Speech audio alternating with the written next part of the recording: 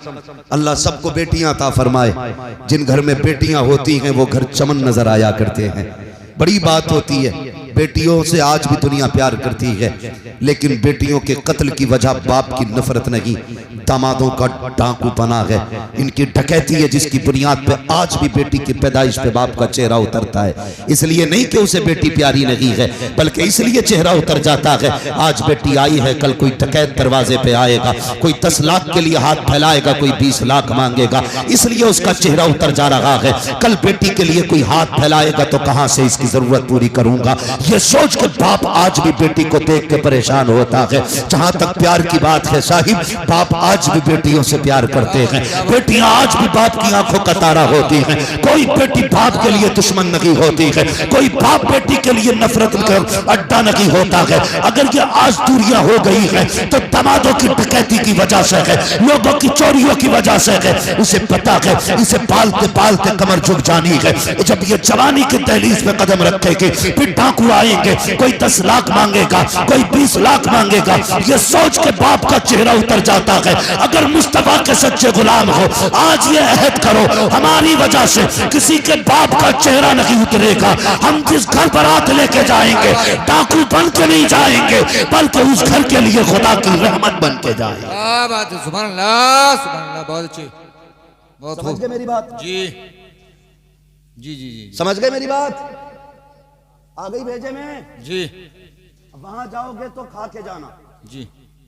और कुछ ऐसे ही है। लल्ला बरात किधर है आज? क्या उसके यहाँ अब्बा आज वहां पे स्टैंडर है, तो अब्बा कह रहा बीवी से लाइए काला नमक घोल के पानी में तो सुना खड़ा ही चलेगा वहां पे कबाब। जी जी जी, ये हालत है, बिल्कुल हालत तबाह कर दी बेटी वाले। जी जी जी जी, बेशक।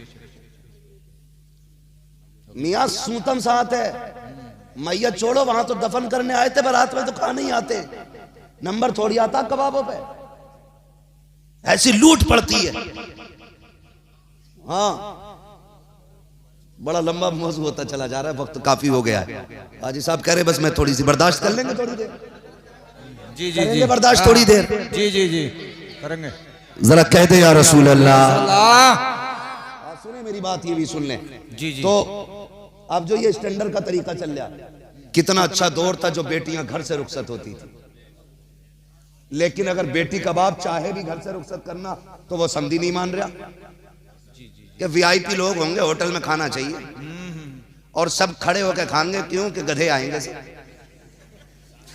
बैठ नहीं पाते क्यों कि कोट पैंट में आएंगे, कोट पैंट में आएंगे। तो भाई इतनी फिटिंग की सिलवाई क्यों जो बैठ नहीं सकता? जी,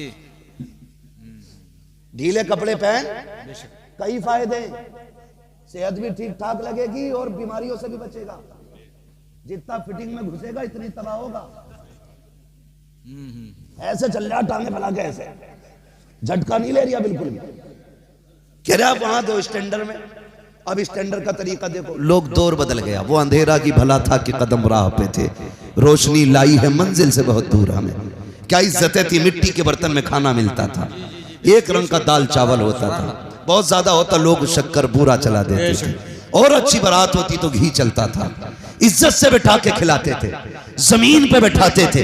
लेकिन मेहमान को दरबदर नहीं घुमाया करते थे, बैठा के कोई दाल वाला खुद आता था, पानी वाला खुद आता था, चावल वाला खुद आता था, शक्कर वाला खुद आता था, घी वाला खुद आता था। आज सारे यूं खड़े हैं, पलट ली भिखारियों की तरह, यहाँ से चावल उठाए, चुंगल मारा, फ्राई रखी, अरे भाई इधर तो चुकंदर भी है वो भी रख लिया, अरे ये तो भूल गए गुलाब जामुन भी है वो भी उसी प्लेट के अंदर, इधर रह गया सीख कबाब है, रह गया आपका रायता वो भी लौट लिया, बचा कोरमा वो भी लौट लिया, बची कोल्ड ड्रिंक गिलास हाथ में ले लिया। अब एक हाथ में प्लेट भरी है, दूसरे में गिलास है। अब सोच रहा कहां जाके खाऊं और कैसे खाऊं, कुत्तों की तरह मुंह मारे घूम रहे हो। कितनी बेगैरती का खाना है, लोग कहते हैं इज्जत का खाना है, मैं कहता हूं जिल्लत का खाना है। ऐसे खानों में कभी बरकतें नहीं होती है। दावे के साथ कहता हूं जहां 4 क्विंटल का खर्चा है 3 क्विंटल खर्च होगा। खड़ा करके ना खिला, मुस्तफा की सुन्नत के मुताबिक बैठा के खिला, पेट भी भर जाएगा, खाने में भी बरकत अता कर दी जाए। नारे तकबीर, नारे रिसालत, मुफ्ती हमदाद रजा साहिब कबिला। टहल टहल के खा रहे हैं। बहुत अच्छी, बहुत अच्छी। और पता चल जाए स्टैंडर में है तो गांव वाले सोचे स्टैंडर का मतलब है कबाब होंगे जरूर है भाई वहां तैयब। तो ये हालात हमारे। अरे वो खाने का नंबर तो बाद में आता, उससे पहले की बदमाशी सुन। अभी कुछ लोग मान थोड़ी रहे, पहले तमाशे ढोल उनमें होते थे जो निचले तबके के गिरे हुए लोग होते थे, उनमें नाच गाने होते थे। आज ये अमीरों में चली आई बला, जितना पैसे वाला इतना ही मोटा डीजे ला के बजा रहा, और 5 मिनट मस्जिद के दरवाजे पे जरूर बजाकर रोक के। इमाम साहब को सुना रहा क्या, कह रहा ना निकाह में नमाज पढ़ाने के पैसे ज्यादा लिए, इन्होंने अपनी मनमानी करी है, मैं अपनी मनमानी करूंगा। मर के देख फरिश्ते अपनी मनमानी करेंगे, चला किसकी कितनी चलेगी। मान थोड़ी रहा, फुल आवाज खोल दी। एक हंगामा महशर हो तो भूलूं उसको, सैकड़ों बातों का रह के ख्याल आता है। 3 बजे ना सब दुनिया सो रही होती है ना, तो दादियां निकल कर आती हैं घरों से। कहां से आ रही है ना, गीत हो रहे थे, ढोलक में से आ रही है, परमल बटे ये सब मरी पड़ती है मुसल्ले पे चढ़ते हुए, और 3 बजे गीत में से आ रही है, कोई मरी नहीं पड़ी है। हकीकत है। कुरान पढ़ ले तो कह रही टिपता ना, हाँ कुरान पढ़ते हुए इसे टिपता ना, रात में नालियां खूब कूद रही है, बराबर दिख रहा है। हकीकत है। जी जी जी। मौलवी साहब कहते ढोलक नहीं बजेगी तो कह रहे मैयत थोड़ी है, मैं लल्ला की बारात है जी। तमाशा ये। और सबसे ज्यादा हमारी कौम में रह गया अभी, मुसलमानों के अंदर ये बला रह गई है। जी जी जी। रात भर डीजे बज रहा, सुबह को ऐसा मुंह उठ रहे किसी ने जूता फेरा। हाँ बारात में जा रहा, लग ही नहीं रहा दूल्हा के साथ आया, वहां जाके कौन सी खैरियत है। अब्बा पहले पहुंच जा गाड़ी से, कह रहा रोटी बाद में मिलेगी, पहले मेरे लल्ला के साथ बारात में घूमो। तो डीजे बज रहा, बारात में पैर ना उठ रहे, रात का भी थका हुआ, रोटी अब तक ना मिली और चल गया। मजबूरी है, अगर बारात में डीजे के साथ ना चला, बोटी मारी गई उधर की। ये सारी चीजें, वो मर गया, गिरते पड़ते ससुराल तक दामाद पहुंचा, फिर बेगैरती एक और देखो। बता दूं जी, अभी दूल्हा नहीं आया, कुछ बेगैरत लड़कियां गलों में दुपट्टे डाल के, सिंगार करके, हाथों में फूल लेके, जूस का गिलास लेके दरवाजे पे खड़ी हैं। अब्बा का पता नहीं, भैये का पता नहीं, मर्द सारे अलग हैं। क्या बात है, लड़कियां क्यों खड़ी हैं? कि बारात का इस्तकबाल होने वाला है। बारात का इस्तकबाल होने वाला। इस्तकबाल किसका है? कि दामाद का, दूल्हा का।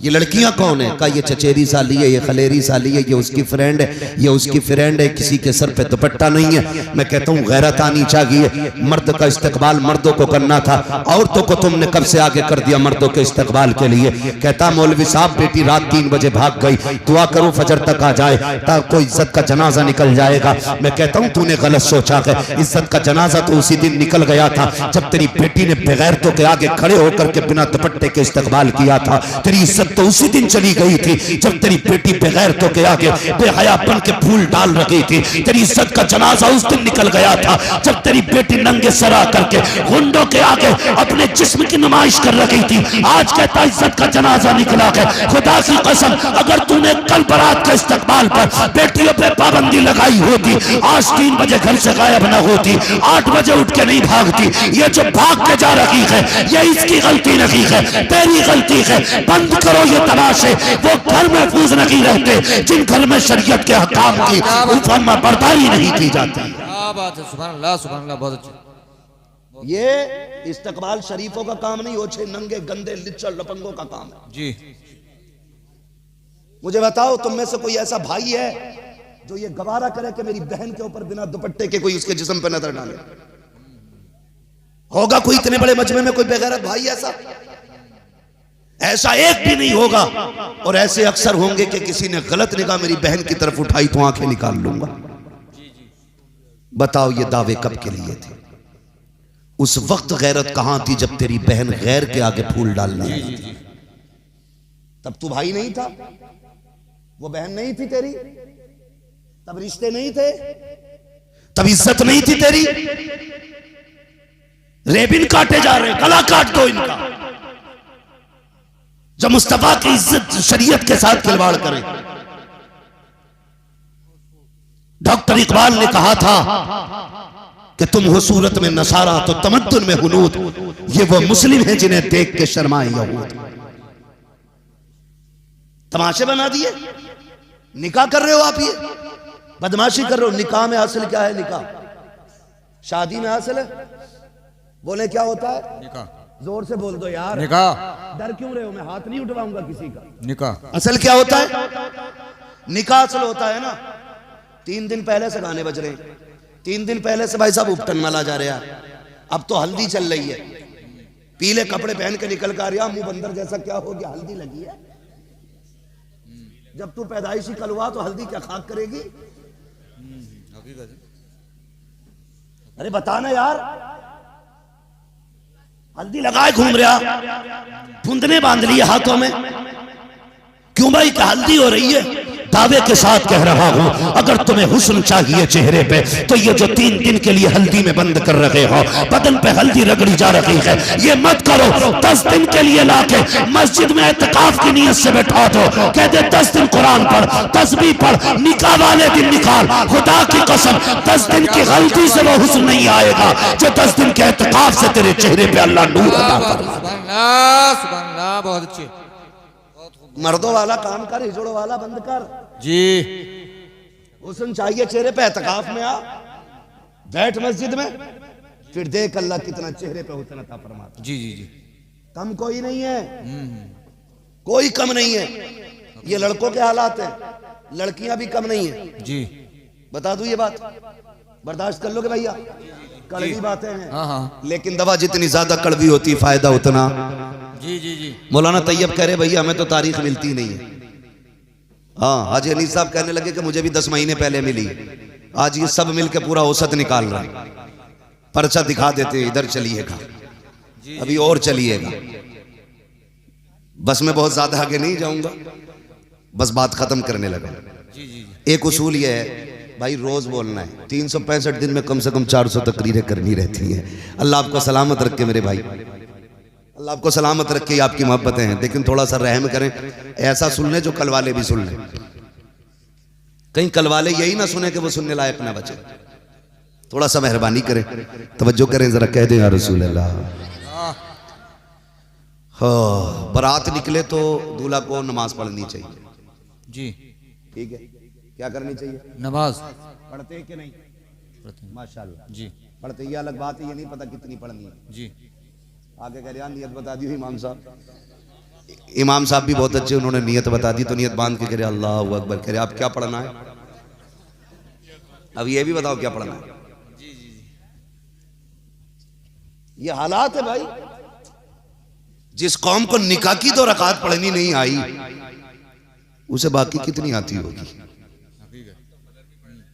फजर में पढ़ लें हाँ, उस टाइम तो मुंह धुलवा होगा ना। मसला यही कर दिया। अब सुनो अगली बात, मैं बताना जो चाह रहा था। अब हुक्म ये कि यहाँ से भाई आप जाएं, नमाज पढ़ के घर से निकले, ठीक है, ताकि अल्लाह बरकत अता फरमाए। आप शुक्राना अदा कर रहे हैं दूल्हा बनके। फिर निकाह हो जाए खैरियत से, जूता ना चले मेहर को लेके या खाने को लेके, खैरियत से आगे तो फिर ये कि फिर मियाँ बीवी दोनों नमाज पढ़ें शुक्राने की। जी जी। लेकिन मियाँ पढ़ सके, बीवी कतई नहीं पढ़ेगी। क्योंकि नमाज पढ़ने के लिए वुजू करना पड़ेगा, वुजू करेगी नहीं, क्योंकि वो 6 घंटे ब्यूटी पार्लर में बैठ के आई है। अगर वुजू हो गया तो सारे मेकअप की रेड़ लग जाएगी। ये हालात है भाई। मेरी बहन, मेरी बेटी, तुझे यह लगता है कि ये तेरी एक रात का मेकअप तेरी जिंदगी की खुशियां देगा? ये 4 घंटे का ब्यूटी पार्लर तेरी जिंदगी को हसीन बना देगा? क्या बात। अगर एक रात के लिए तूने चेहरे का हुस्न बचा भी लिया तो कभी तो मुंह धुलना है। जिस दिन मुंह धुलेगा सारे रंग उतरेंगे। जब रंग उतरेंगे फिर नहूसत आएगी। जब नहूसत होगी तो फिर झगड़े, तलाक। मेरी बहन, मेरी बेटी, ना जा ब्यूटी पार्लर, सादा सा चेहरा ले, सजदों से चेहरा सजा, कुरान की तिलावत से सांसों को महका, शौहर के घर पे आ, करवट में मुसल्ला बिछा, 2 रकात उसको पढ़वा, 2 रकात तू भी पढ़। हाथ उठा के इतना कह दे, मालिक इतनी अजीम दौलत दी है, तादमे जीस इसका साया सलामत रखना। 1% काली भी होगी, तेरे लहजे शौहर के दिल में मोहब्बत पैदा कर देंगे, तेरी दुआ उसके दिल में जगह पैदा कर देगी। रंग हल्का काला भी होगा, उसके लहजे को सुनने के बाद शौहर ये कहेगा, मालिक शुक्र है भले रंग साफ नहीं है, लेकिन जो औरत मिली है ये किरदार की भी साफ मिली है, चेहरे की भी साफ मिली। सुभान अल्लाह, बहुत खूब। इसलिए मेरी बहन, मेरी बेटी, ब्यूटी पार्लर बंद करो, चेहरों को इबादत से सजाओ, रियाजत से सजाओ। नौजवानों, अक्सर कोशिश यही करनी है हमें कि ये जो मुसीबतें बढ़ती जा रही है, ये फसादात सारे खत्म करने हैं। भाई इस्तकबाल का भी मसला हो गया, बारात का भी मसला हो गया, मैयत का तब करेंगे जब कोई मरेगा इंशाल्लाह। आज जिंदों की बातें करनी है, मरने की बात है इंशाल्लाह किसी के मरने पे ही हो जाएंगे। वो ताज मुआफसर साहब हमारे दोस्त फरमा रहे हैं, सीनियर साथी हैं हमारे, कह रहे हैं किसी के 40 में भी हो जाएगी। अब दुआ मत करियो अल्लाह करे कोई मर ले, फिर मौलाना को बुला लेंगे। मौलाना भी 6 महीने तक खाली नहीं है, हिसाब लगा के 40 में करना, ठीक है जी। अल्लाह मालिक इंशाल्लाह मुलाकातें तो होती रहेंगी, वो ऐसे बहाने होते रहते हैं मुलाकातों के। बस कोशिश ये करें इस वक्त जो हमें सबसे ज़्यादा ज़रूरी है ना, होश के नाखून लें, एक दूसरे के खिलाफ मुकदमे ना करें, किसी के मुकदमे हैं तो केस ख़त्म कर लें, भाई भाई को परेशान ना करें, लालच में आके किसी को मिटाने की कोशिश ना करें। वैसे ही दुनिया हमारी दुश्मन हो गई है, हमें अपनी कौम की बका खुद करनी है, एक दूसरे की हिफाजत करनी है। मेरे रब ने हमें एक दूसरे के जिस्म का हिस्सा बना दिया गया, एक दूसरे का हिस्सा बनाया गया, एक दूसरे की ज़रूरत एक दूसरे को बनाया गया।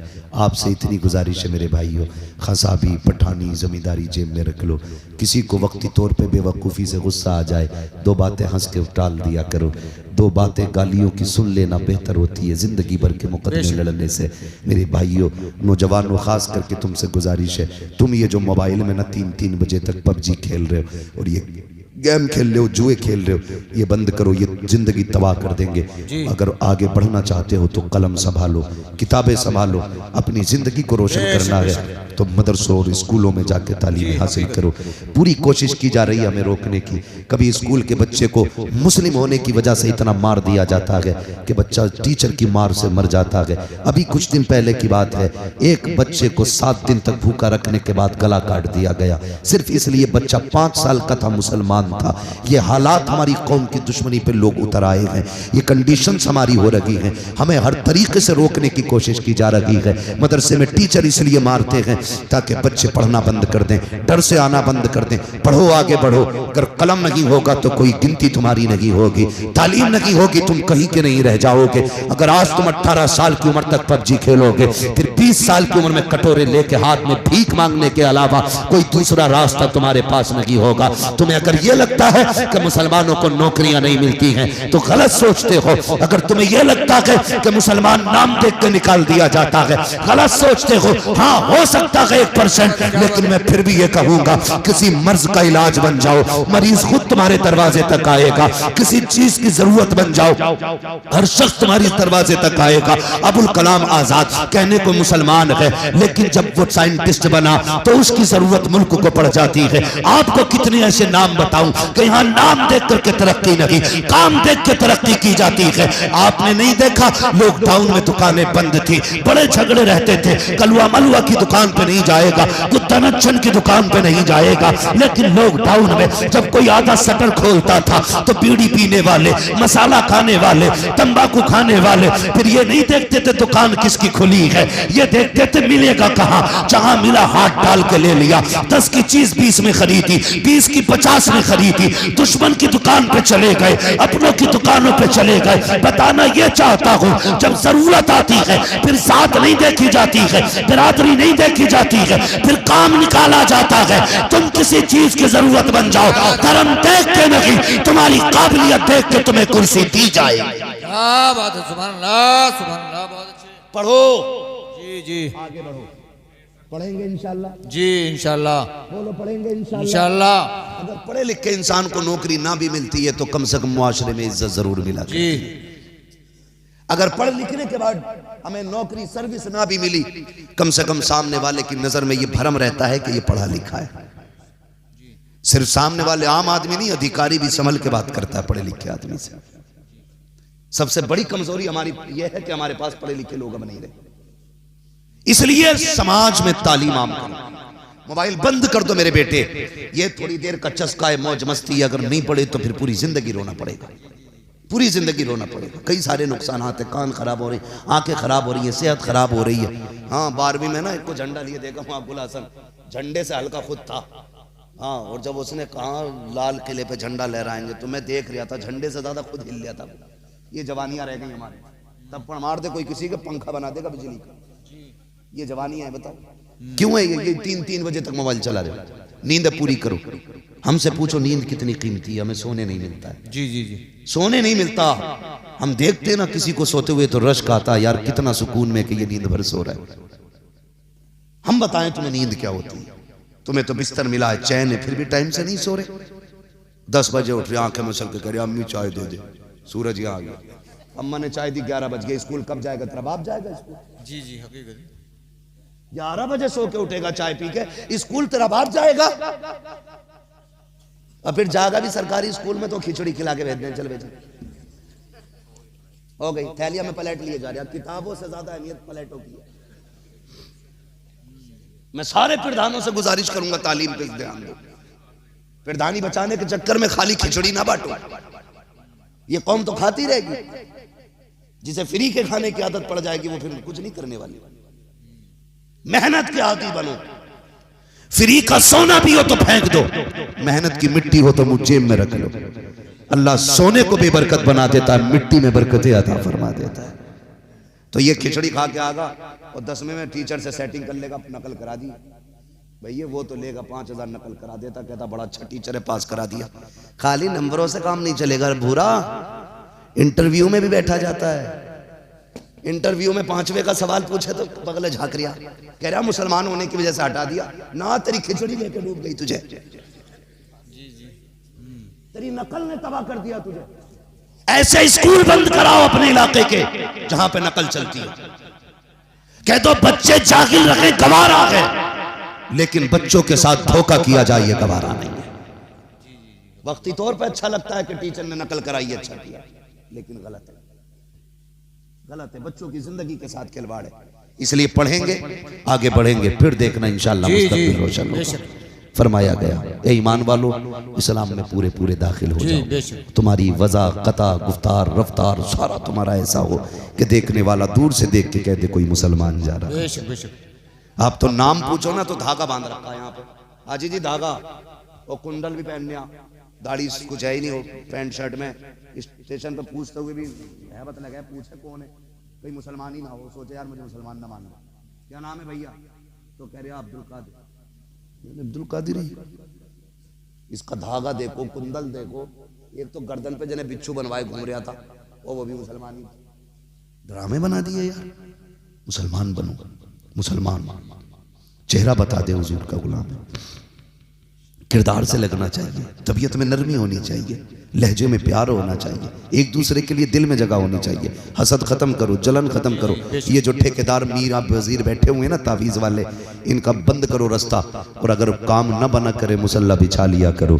खुदा की कसम, जब कोई काम कहीं नहीं बनता है तो वो काम रब की बारगाह में मुसल्ले पे आके बन जाया करता है। जी बेशक, मुसल्ले पे आके बन जाया करता है, मुसल्ले पे आके। बुरा ना मानना, इतने बहुत से कलम लाया मेरे पास, कोई अगर आप फूंक दियो क्या करेगा, कह रहा कल को इम्तिहान है। तो मैंने कहा मेरी फूंक से अगर IAS बनता तो मैं पूरे गांव को अपने IAS बना लेता, फूंक फूंक के पढ़ाते ही थे। हकीकत है वे मेहनत तो कर ले, रात भर गेम खेला, सुबह को फूंक मार रहा उसमें। हाँ, पहले हिस्से का काम करो फिर दुआएं करो, मेहनत करो फिर दुआ करो। खुदा की कसम अल्लाह तुम्हें कभी निराश नहीं रखेगा। मेहनत कीजिए फिर दुआ कीजिए, अल्लाह बरकतें देगा, कामयाबियां देगा। बस जो हुए गलत उनको माफ फरमाए रब्बे कायनात। जिंदगी ने दिया साथ, फिर होगी मुलाकात।